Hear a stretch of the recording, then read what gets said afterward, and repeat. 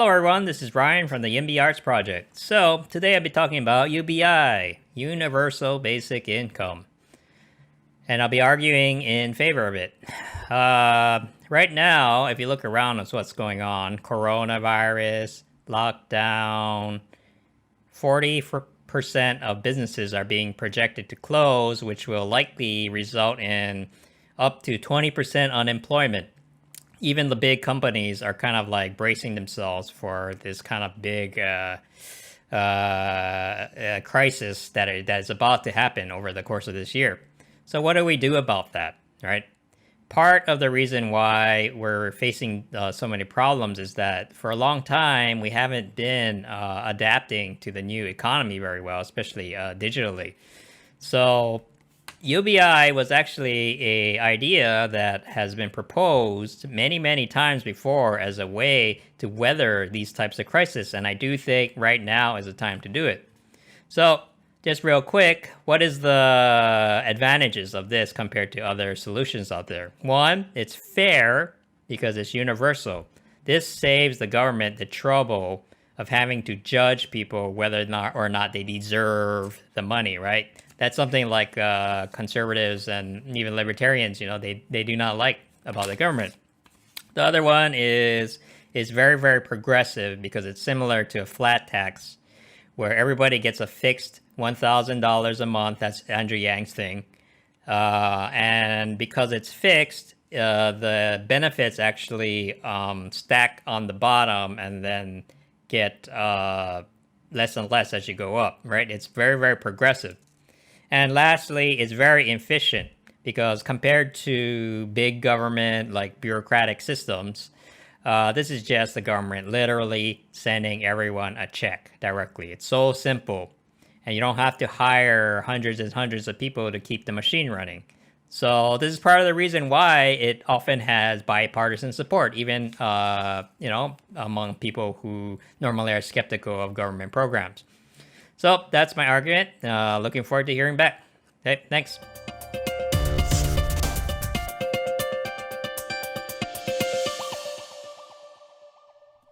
Anytime there's a fiasco facing a nation, interventions propose installing more government programs. Unfortunately, Ryan, adhering to the Rahm Emanuel school of thought of never letting a crisis go to waste won't work this time around. And here's why. Advocates of a universal basic income are applying this technique to the coronavirus public health crisis, recommending guaranteed money to weather the economic storm cloud that hang over the United States and global economies. To advance the cause of a guaranteed minimum income, economic projections are often utilized to justify instituting this public progressive measure. As you say, the forecast suggested 20% unemployment and 40% of businesses shutting down. First, the jobless rate fell short of these estimates, declining to just over 30% in May. Second, why would 40% of companies, if that is accurate, close their doors? It is because of a statist one-size-fits-all approach to mitigating COVID-19. We have seen the power of the U.S. economy, even with only partial reopenings, and it's been rather impressive to say the least so far. Is the UBI fair because it's universal? It's actually unfair because the next generations will ultimately foot the enormous bill that would come with imposing a costly basic income. Much like how millennials and Generation Z will pay for the insolvent Ponzi scheme Social Security program. The UBI is a progressive initiative like any other government tax or public benefit. If you use the Andrew Yang's model of $1,000 per month, it would eventually balloon to $1,500, $2,000. This is an inevitable consequence of a big government scheme, since the printing press would be required to run 24/7 to help cover the tab, resulting in higher price inflation. It is true that a UBI would be more efficient than the current system we have in place. However, UBI does not replace the entire welfare state. Even Yang's proposal would not ditch the largesse of the present Leviathan. It would only serve as a complement. The idea did start as a full replacement, but the left soon demanded that it be coupled with the astronomical $1 trillion welfare state that's currently in place. From a libertarian perspective, no welfare is the best public policy. From a realpolitik perspective, the UBI is only feasible and workable if it takes an axe to what the US has now. If it is another layer to the costly and immense welfare state, then you're still stuck with a broke Uncle Sam extending his hand out for a bailout. Thank you.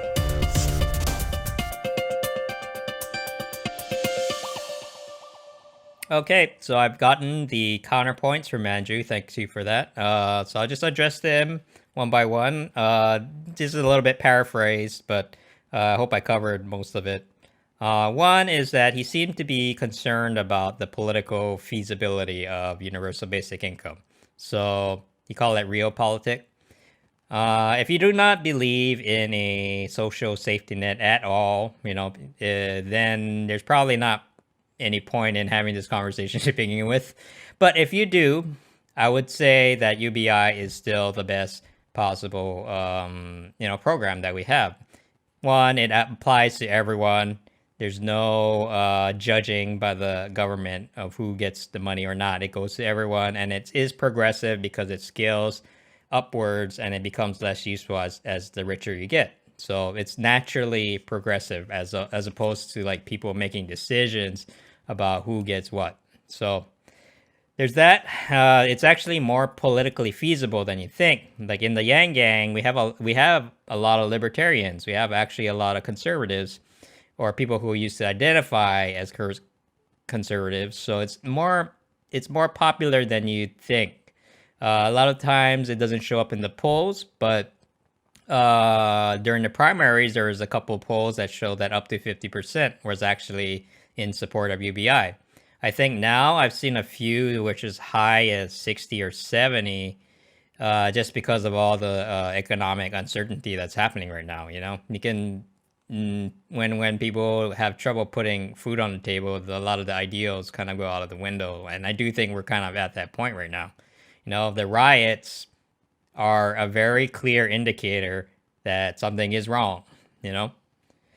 So going on to the next point is that he was concerned about the cost. So the cost is, if you've been following the Andrew Yang model, you might not be looking at the same things that I have, but the Andrew Yang model is basically that it's going to be paid by a value added tax. So you might disagree with it in principle, but the solution to paying for UBI is not printing more money. So we are actually recirculating the money that exists within the ecosystem already. So there should not be that much inflation. There'll be a little bit, but not that much, not to the point where a spiral out of control.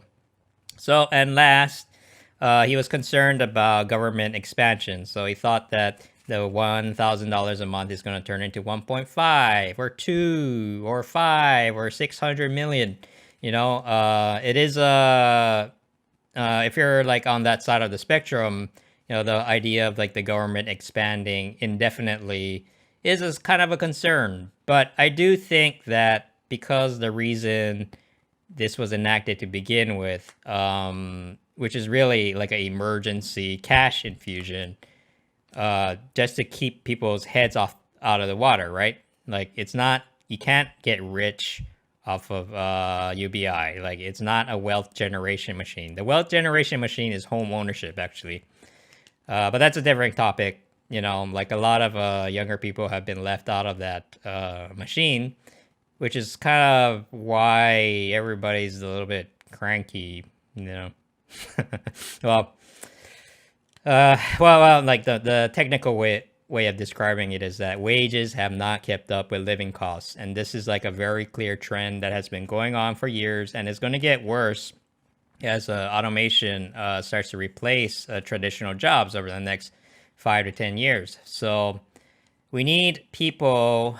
UBI was designed by some very smart people, to sort of hold over the population during these times of change, which is really right now, I would argue.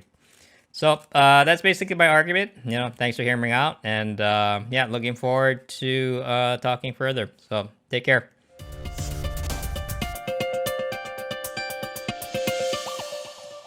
Thank you, Ryan. Much appreciated. One of the things that was great about the Yang Gang was its intellectual diversity and open to discussing new ideas as opposed to shutting them down, which seems to be in vogue these days. One of my favorite players of the Boston Red Sox, Rafael Devers, attended a Yang rally last year, so that was fun.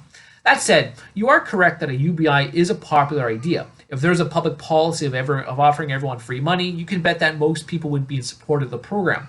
While public policy polling is useful for the politicians who want to centrally plan society and try to find a new way of being Santa Claus, majority rule is not exactly the most liberty-oriented idea. That said, I wouldn't besmirch the character of people who took the free money. Economist Milton Friedman never lambasted people who on welfare or those who took advantage of the welfare system, but rather the welfare system and the bureaucrats instead.